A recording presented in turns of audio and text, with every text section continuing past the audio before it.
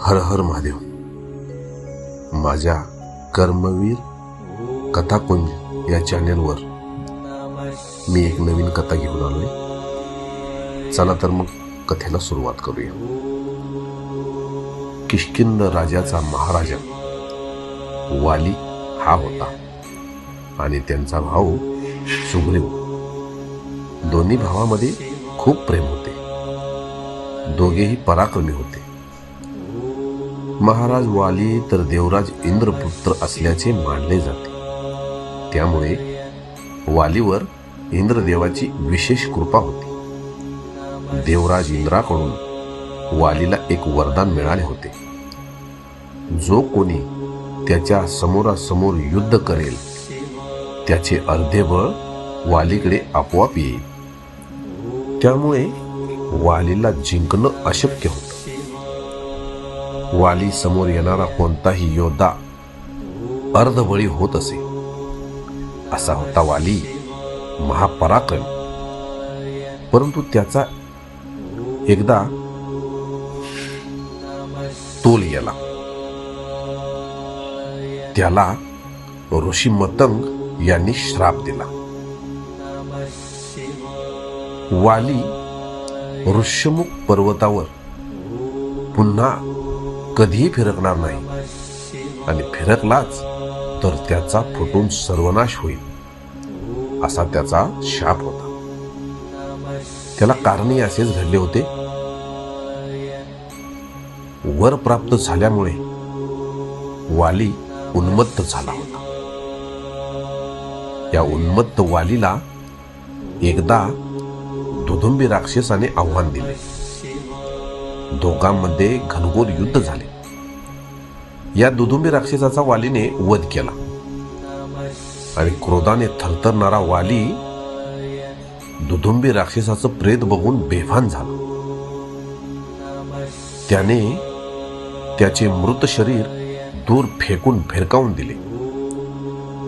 त्यावेळी मृत राक्षसाच्या शरीरातून उडालेले रक्त जवळच असलेल्या मतंग ऋषीच्या आश्रमात पडले. आश्रमाची पवित्रता भंग झाली आणि मतंग ऋषीच्या तपश्चर्येत बाधा आली. हे सर्व मतंग ऋषींना सहन झाले नाही.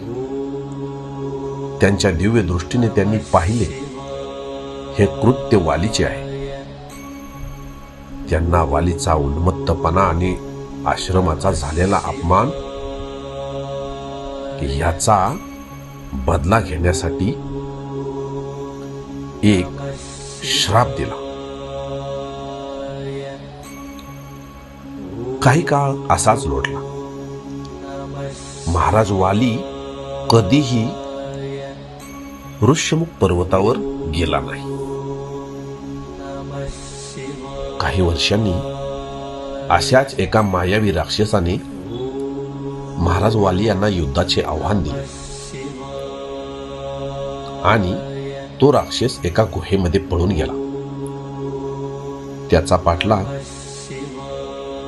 त्याचा भाऊ सुग्रीव आणि वाली दोघांनी केला. गुहेजवळ येताच महाराज वाली सुग्रीवाला म्हणाले, तू या गुहेच्या तोंडाशी उभा राहा, मी पाहतो त्याच्याकडे. असं म्हणून महाराज वाली गुहेमध्ये गेले आणि गुहेच्या बाहेर सुग्रीव उभा राहिले. बरेच दिवस झाले गुहेतून वाली महाराज बाहेरच आले नाहीत आणि सुग्रीवाला बाहेर राहण्याचे आदेश होते. त्यामुळे सुग्रीव आत जाऊ शकत नव्हता. काही दिवसांनी गुहेतून रक्ताचा पाट वाहताना दिसला. परंतु वाली महाराज आले नाही. त्या रक्ताकडे पाहून सुग्रीवाला असे वाटले की ह्या मायावी राक्षसाने माझ्या भावाला वालीला खाल्ला आणि आता तो बाहेर येऊन मलाही खाईल, माझ्याशी युद्ध करेल. म्हणून एक प्रचंड दगडी शिळा गुहेच्या तोंडाला लावून सुग्रीव तिथून पळून गेला आणि किष्किंध राज्यात परत आला. सर्व घडलेला प्रकार जनतेला त्याने सांगितला. जनतेने त्यांना आग्रह करून राजा बनवले. परंतु वाली जिवंत होता. राक्षसाला मारून तो बाहेर आला तर गुहा बंद. त्याचा क्रोध भडकला. जाणीवपूर्वक मला गुहेत कोंडून सुग्रीवाने राज्य हस्तगत केले असा त्याचा समज झाला. संतप्त वाली किष्किंधात येताच त्याने पहिल्यांदा सुग्रीवाला राज्यातून हाकलून दिले. पण त्याची पत्नी मात्र त्याने बळकावली. जीवाच्या भीतीने सुग्रीव पळून जाऊ लागला. आपल्या सहकार्यासह निघाला तो थेट ऋष्यमुख पर्वतावर पोहोचला. कारण वालीला मिळालेल्या शापाबद्दल सुग्रीवाला माहिती होती. आपल्या सहकार्यासोबत ऋष्यमुख पर्वतावर सुग्रीव सह रहिवास करत होता. अशा सुग्रीवाला हनुमंताने श्रीराम लक्ष्मण यांना भेटविले. प्रभू राम व लक्ष्मण या जंगलात माता सीतेच्या शोधार्थ आल्याचे हनुमंताने सुग्रीवास सांगितले. दोघांची मैत्री झाली. रामांनी सुग्रीवाला वचन दिले की मी वालीचा वध करून तुला तुझे राज्य परत मिळवून देईन. बदल्यात सुग्रीवाने सीतेच्या शोधासाठी मदत करण्याचे वचन दिले. श्रीरामांच्या सांगण्यावरून सुग्रीवाने किष्किंधेला जाऊन वालीला युद्धासाठी आव्हान दिले. दोघे भाऊ इतके सारखे दिसत होते की युद्ध सुरू झाल्यावर रामांना कोण वाली आणि कोण सुग्रीव हे ओळखता आले नाही. त्यामुळे लांब दूर झाडाच्या मागे लपून बसलेल्या रामांनी बाण सोडलाच नाही.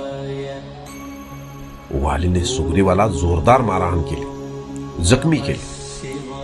कसा तरी जीव वाचवून सुग्रीव रामाकडे पळून आला.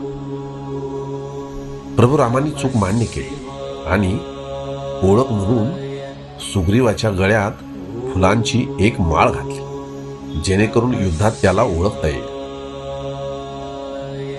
सुग्रीवाला थोडं उत्साहित करून पुन्हा वालीला आव्हान देण्यास सांगितले. त्याप्रमाणे सुग्रीवाने वालीला पुन्हा आव्हान दिले. परंतु यावेळी वालीची पत्नी तारका हिने वालीला सावध केले. सुग्रीव अचानक धाडसी झाला कसा यामागे नक्कीच कोणीतरी बलवान साथीदार असावा.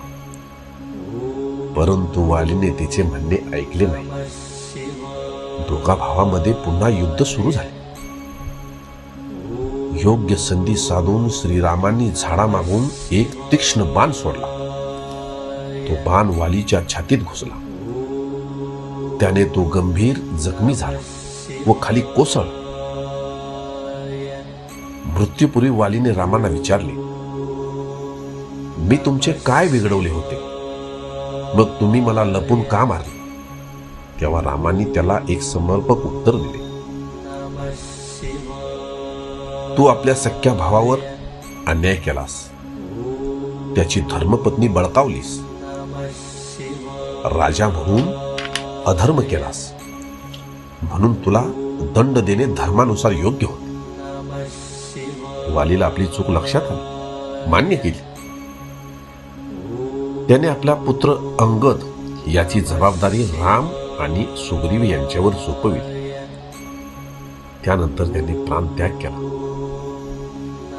अशा प्रकारे उन्मत्त वालीचा वध झाला आणि किष्किंधचा नवीन राजा सुग्रीव झाला. सुग्रीवाने दिलेल्या वचनाप्रमाणे सीतामाईच्या शोधासाठी संपूर्ण वानर सेनेला पाचारण केले आणि त्याचे 4 विभागात